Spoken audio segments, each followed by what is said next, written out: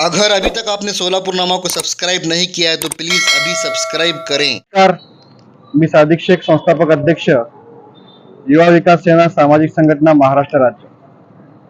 आज सोलापूर जिल्हाधिकारी कार्यालय जिल्हा परिषद येथे युवा विकास सेनेच्या माध्यमातून आमचा बेमुदत धरणे आंदोलन सुरू आहे।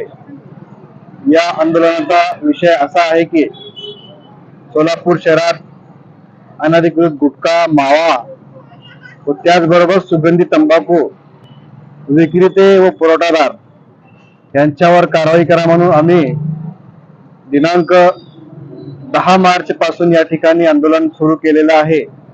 आज या ठिकाणी आमच्या आंदोलनाचा 6वा दिवस आहे, परंतु प्रशासनाला आजपर्यंत कुठलीही जाग या ठिकाणी आलेली नाही।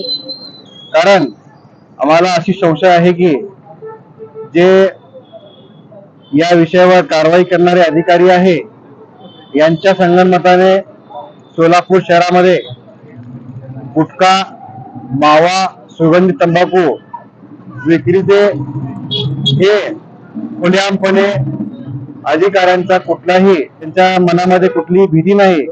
कारण यामध्ये खूप मोठ्या प्रमाणात आर्थिक संगनमत या ठिकाणी दिसून येत आहे। तात्काळ या विषयावर अन्न औषध प्रशासन विभाग यांनी कारवाई नाही केली।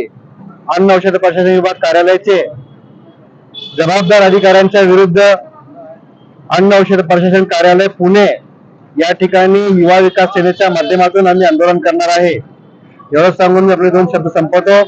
जय हिंद, जय महाराष्ट्र।